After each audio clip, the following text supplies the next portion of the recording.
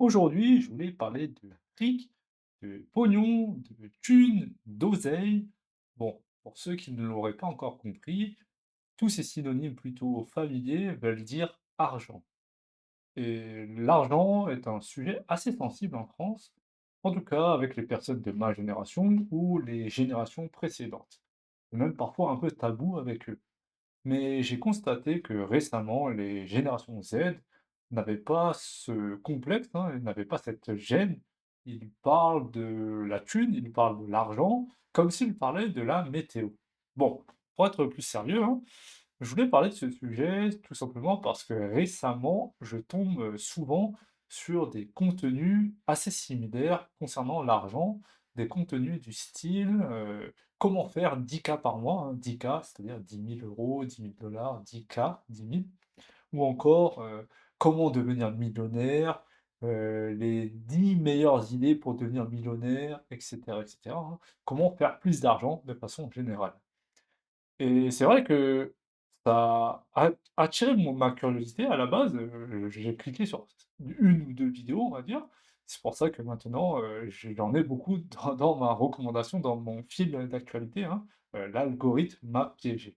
Mais de base, à l'origine, en fait, j'en ai rien à foutre de l'argent. Bon, j'en ai rien à foutre, j'en ai rien à faire, pour être plus poli, hein. Dans le sens où, en fait, je ne recherche pas à faire beaucoup d'argent. Après, je ne suis pas là non plus à dire non à l'argent, hein. Heureusement ou malheureusement, on vit dans une société où l'argent est nécessaire pour avoir une bonne vie ou en tout cas avoir une vie dans de bonnes conditions. Et donc, même si mon but premier n'est pas, de rechercher l'argent à tout prix, heu, j'ai quand même besoin d'argent comme tout le monde, parce que je veux quand même avoir une vie décente. Mais bon, après, ça reste à définir, qu'est-ce que c'est qu'une vie décente? Et donc, dans l'épisode d'aujourd'hui, hein, bon, introduction assez longue, hein, je vais vous parler de mon rapport à l'argent. Qu'est-ce que je pense de l'argent de façon générale? Déjà, pour moi, l'argent, ce n'est pas quelque chose de mauvais, ni quelque chose de bon, c'est quelque chose de neutre. Parce que je vois souvent, vous savez, des gens qui sont soit dans les 2 extrêmes, hein, soit qui sont anticapitalistes, qui sont là à cracher sur l'argent, c'est-à-dire à vraiment critiquer vivement, à critiquer sévèrement, hein. Cracher sur quelque chose, c'est vraiment, une expression très familière, hein, cracher sur l'argent, à critiquer sévèrement l'argent, à dire que c'est le mal, que c'est mauvais, que c'est ce qui rend notre société mauvais, et cetera, et cetera. Et de l'autre côté, on a les gens qui ne jurent que par l'argent, hein, c'est-à-dire, qui ne pensent qu'à ça, qui pensent que l'argent, c'est vraiment, la chose, la meilleure chose au monde, et cetera, et cetera. Et pour moi, en fait, c'est un outil assez neutre, hein, l'argent est un outil neutre parce que bon, c'est pas, ma pensée, originale, hein, c'est quelque chose que j'ai lu et qui m'a inspiré, en fait, c'est pour ça que je pense comme ça. C'est en fait un livre que j'ai lu de Yuri Uraval, je crois, ou quelque chose comme ça. Le livre s'appelle Sapiens. Bon, je mettrai le lien en description, hein, peut-être un lien avec affiliation, j'en sais rien, bon, un lien dans la description pour le livre. Mais en fait, c'est en lisant ce livre que j'ai commencé à penser de cette façon-là. Dans le livre, l'auteur parlait de l'argent, il y avait une partie sur, la thune, sur l'oseille et il disait grosso modo, hein, de façon très grossière, hein, je schématise, que l'argent a été l'un des outils les plus, utiles à l'humanité. C'est vraiment, l'argent qui a été un des, moteurs du développement de l'humanité parce que l'argent en tant qu'outil a permis à différents groupes d'humains, peu importe leur, ethnicité, leur croyance, leur religion et cetera, à travers différents territoires, à travers le temps, et c'est ça qui a permis aux humains de coopérer et donc de se développer petit à petit et c'est grâce à ça qu'on en est là où on est actuellement. Et donc ceux qui critiquent, l'argent, dire que c'est mauvais pour, la société, en fait, bah, l'argent, ça a contribué au développement de la société. Et après d'un autre côté, c'est vrai que les gens qui recherchent seulement l'argent à tout prix, l'argent avant tout, ça je pense, en tout cas personnellement, que c'est quelque chose de néfaste, c'est quelque chose de négatif, tout cas, c'est comme ça que je le vois, hein. Par exemple, les gens qui se tuent au travail, c'est-à-dire qui ne font que travailler, travailler, travailler, qui ne pensent qu'à l'argent, à mettre leur vie en danger, à se ruiner la santé, tout ça pour de l'argent. Et donc, moi, je suis entre les 2. Je pense que c'est un outil, encore une fois, neutre et ça dépend de comment on s'en sert.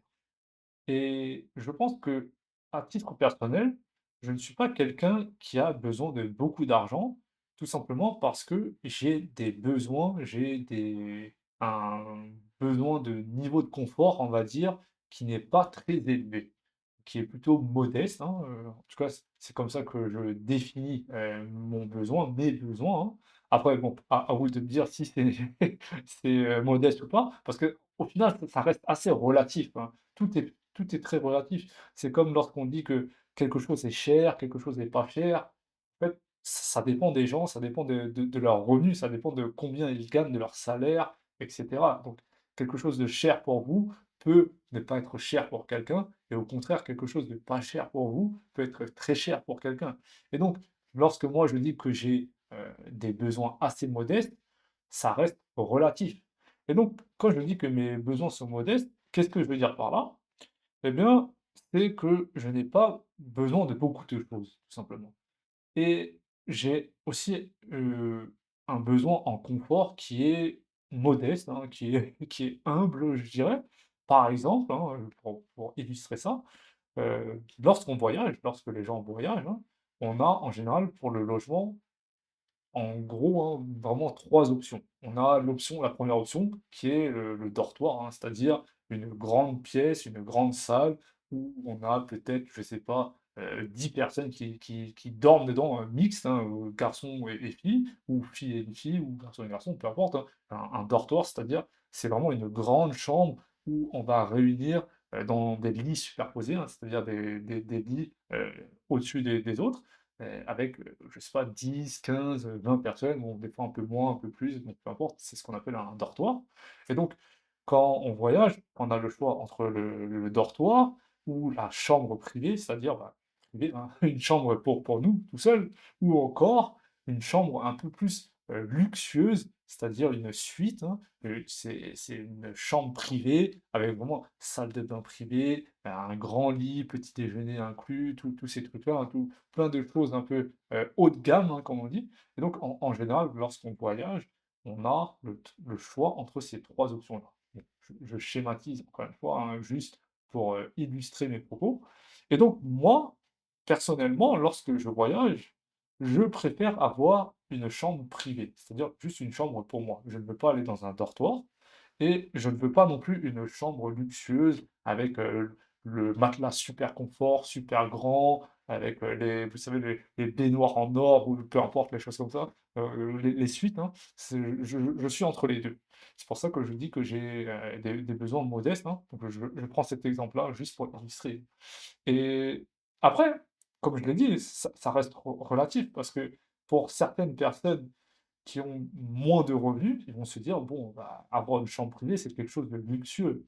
Et au contraire, quelqu'un qui a une suite, qui a l'habitude de dormir dans des suites, ils vont se dire qu'avoir juste une simple chambre privée avec juste un matelas, c'est quelque chose de pas très confortable. Et donc, quand je parle de ça, quand je parle de mes besoins, modestes, c'est souvent l'exemple que j'utilise, hein, pour illustrer ça. Mais également aussi dans ma vie de tous les jours, hein, je ne suis pas très dépensier, je ne dépense pas beaucoup d'argent. Avant d'être, tuteur de français en ligne, hein, j'avais un travail salarié qui payait plutôt bien, hein. J'étais peut-être aux alentours de 2 300 € net, c'est-à-dire en enlevant toutes les charges, tous les impôts, toutes les cotisations. Parce que bon, pour, la petite histoire, hein, pour le détail, pour information, en France, on parle de salaire brut et de salaire net en général. Bon, après, il y a le super brut, et cetera, donc je vais pas aller je vais pas aller là-dedans, mais pour simplifier, on a le salaire brut qui est le salaire que vous voyez, dans votre fiche de paye, qui comprend, les impôts, les taxes, les cotisations et après avoir enlevé tout ça, eh bien, vous vous retrouvez avec un salaire net. C'est-à-dire en enlevant tous les impôts, toutes les taxes, toutes les cotisations et cetera et en général, c'est presque 40 de du salaire, je crois, quelque chose comme ça, hein, 30 peut-être, bon ça dépend des salaires, Mais grosso modo, pour illustrer ça encore, par exemple, un salaire brut de 3 000 € va vous donner un salaire net de 2 000 €. Donc, presque 1 000 € en moins, hein, bon, peu importe. Et donc avant d'être tuteur de français en ligne, je gagnais, on va dire, assez bien ma vie. Bon, encore une fois, tout est relatif, hein, aux alentours de 2 200 € net, 2 300 € net, selon les mois. Et avec cet argent, en fait, je ne savais pas vraiment quoi en faire. Bon, je donnais de l'argent à ma mère parce que je vivais avec elle, hein. Je contribuais au foyer, hein, donc je payais un petit loyer, hein, à peu près 300 €. J'aidais à payer, les abonnements internet, parfois les courses et cetera, hein. Mais après ça, bah, je payais mes propres charges, hein. Par exemple, mes charges pour le téléphone, mes assurances, pour, ma moto et cetera. Et il me restait de l'argent et je ne savais pas quoi en faire, en fait. Donc, parce que je ne suis pas un gros consommateur, je ne consomme pas beaucoup de choses de façon générale, hein. Par exemple, pour les équipements électroniques, il y a des gens qui dépensent chaque année, hein, 1 000 ou 1 200 €, 1 500 €, peu importe. Ils changent leur équipement chaque année, que ce soit téléphone, ordinateur. Ils sont vraiment, dans l'optique d'achat, chaque année de la dernière technologie. Et moi, ce genre de choses, ça ne m'intéresse pas. Après, bon, je ne suis pas là à les critiquer, hein. Ils font ce qu'ils veulent de leur argent, c'est leur argent, hein.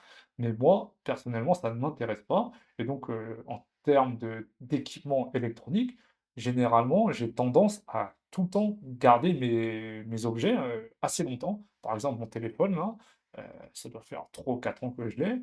En général, je garde un téléphone 5 ou 6 ans parce que c'est en moyenne, le temps, 5-6 ans, hein, que le téléphone dure, en tout cas où la batterie dure assez longtemps, qu'il n'y a pas de bug, pas de problème de fonctionnement et cetera. Et pour mon ordinateur, en général, j'essaie de garder ça 8 ou 9 ans parce que pareil, hein, il y a, l'obsolescence programmée peut-être, c'est-à-dire que, l'équipement aura tendance à se détériorer, à s'abîmer avec le temps. Et donc, moi, c'est ce que j'essaie de faire, hein, j'essaie de garder tous mes équipements, le plus longtemps possible. Après donc, comme vous voyez, hein, je ne suis pas dépensier du tout, mais je ne me limite pas parce que je ne suis pas aussi dans cette vision, dans cette optique-là, dans cette idée de se limiter parce que je trouve ça cher.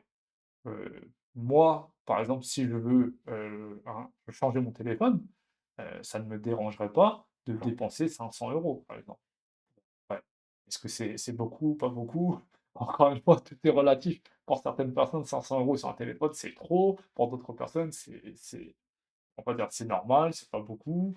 Donc voilà, ça dépend. Mais on va dire qu'en termes de budget, mon budget téléphone, on va dire, est de 400 €. Je suis prêt à mettre, jusqu'à 400 € pour un téléphone. Pour un ordinateur, je suis prêt à mettre jusqu'à, on va dire, 1 200 €. Voilà, hein, tout ça pour pour donner des chiffres, pour, illustrer ça, hein, tout simplement. Et aussi pour dire que, pour moi, en fait, l'argent, c'est vraiment un outil qui va permettre d'avoir un confort. C'est comme ça que je vois l'argent. Et comme j'ai un confort, on va dire, un niveau de confort, un besoin en niveau de confort assez modeste, parce que je n'ai pas besoin des dernières choses, des dernières technologies, des meilleurs, on va dire, matelas, des meilleures chaises. Bon, ça, c'est une chaise, pas très chère, à moins de 100 €, hein. J'ai pas besoin des trucs, des meilleurs objets, on va dire. Et donc, en prenant ça en compte, je me dis: «Bah, j'ai pas besoin de beaucoup d'argent au final». Parce que au final, pourquoi on veut gagner plus d'argent? Pourquoi les gens veulent gagner plus d'argent? C'est tout simplement parce qu'ils veulent avoir, une meilleure vie, de meilleures conditions. C'est-à-dire des choses un peu plus confortables, tout simplement. Par exemple, comme je l'expliquais avec, le voyage, ceux qui, louent des dortoirs, des chambres privées ou des suites, la personne qui loue une suite, elle veut plus de confort que le dortoir. C'est tout simplement ça. Et donc pour moi, l'argent, l'outil en tant que tel, l'argent en tant qu'outil, pardon, c'est juste ça. Et vrai, bon, vous allez me dire: «Mais maintenant, tu travailles beaucoup pour, gagner de l'argent, pour vivre là où tu vis». Après bon, ça reste temporaire, c'est vraiment un plan, on va dire, sur le court terme. Vraiment 2 ans, allez, grand max 3 ans. 3 ans ici, je me donne pas plus. Parce qu'après 3 ans, il faut que je me casse d'ici. Parce que je trouve ça, on va dire, trop cher pour ce que c'est. En tout cas, le prix que je paye et ce que je reçois en retour, ça ne vaut pas le coup. Bon, après ça, ça reste personnel, hein. Mais pour moi, en fait, je privilégie l'indépendance et ma santé, tout simplement. C'est pour ça que, bah, le travail que je fais actuellement, je vais le quitter, tout simplement, parce que je vois que ça commence à affecter ma santé, physique et mentale, hein, et moi, je privilégie, bah, mon bien-être, tout simplement, mon bien-être physique et mental. Je ne suis pas là à vouloir gagner de l'argent à tout prix, au détriment de ma santé. C'est absolument pas, mon objectif. Parce que si c'était vraiment l'argent mon but, eh bien, je serais resté, dans mon ancien taf, salarié tranquillement, à encaisser, mes 2 300 € tranquillement, voilà. Après bon, j'ai quitté ce travail parce que ça ne me convenait pas, physiquement, mentalement, tout ça, hein, donc bon ça c'est notre histoire et tout ça pour dire que dans la vie, pour moi, le plus important, c'est vraiment, la santé déjà, la santé physique et mentale, mais aussi le temps. C'est quelque chose qu'on ne peut pas avoir. L'argent, en fait, ça permet de gagner du temps dans certains cas, mais si ça s'est fait, je veux dire, au détriment de notre santé, pour moi, ça ne vaut pas le coup. Donc pour moi, c'est vraiment ça, pourquoi, je dis que, je n'ai pas besoin de beaucoup d'argent. Parce qu'en général, lorsqu'on gagne beaucoup d'argent, eh bien, il faut beaucoup, beaucoup travailler et ça nuit à notre santé. Et en général, lorsqu'on travaille beaucoup aussi, on gagne certes beaucoup d'argent, mais au final, on ne va pas profiter de ce que l'argent est censé nous apporter, c'est-à-dire le confort, la facilité. Je prends par exemple les gens qui travaillent, les grands managers, etc., hein, qui gagnent 5 000, 6 000 €, peu importe, hein, qui gagnent beaucoup, beaucoup d'argent mais qui travaillent, je ne sais pas, du 70 heures par semaine et qui ne profitent pas vraiment de ce qu'ils ont gagné, en fait. Parce que l'argent qu'ils ont, ils achètent des maisons, mais ils ne vivent pas dans leur maison. Ils n'ont pas beaucoup de vacances parce que lorsqu'ils vont en vacances, ils travaillent encore. Donc, même s'ils gagnent beaucoup d'argent, ils n'en profitent pas et à la fin, ils sont en mauvaise santé. Parce que beaucoup de gens qui travaillent beaucoup, beaucoup comme ça, pardon, sont en très mauvaise santé et au final, heu, ils ne profitent pas de la vie, ils ne profitent pas de ce que l'argent est censé apporter et c'est pour ça, moi, je suis plutôt dans cette recherche d'équilibre, hein, entre argent et bien-être, tout simplement. Bon, c'est ça que je recherche et c'était parfois difficile à joindre les 2, hein, parce que pour avoir, le bien-être, pour avoir cette liberté, on a quand même besoin d'argent, hein. Par exemple, si on veut voyager quelque part, bah, il faut de l'argent. Si on veut manger des bonnes choses de qualité, il faut de l'argent. Donc, c'est d'essayer de trouver cet équilibre-là. C'est en général ce que j'essaie de faire dans ma vie de tous les jours, hein, la recherche de l'équilibre dans tout. Voilà, c'est tout ce que je voulais dire pour aujourd'hui. Dites-moi en commentaire, est-ce que vous pensez que j'ai une vie modeste, hein, ou est-ce que vous pensez que mes besoins sont énormes? Et dites-moi aussi en commentaire quels sont vos besoins, de manière générale. Est-ce que vous êtes quelqu'un de très dépensier? Est-ce que vous êtes, minimaliste? Ou bon, peu importe, hein, dites-le moi en commentaire. Merci pour votre temps et à bientôt.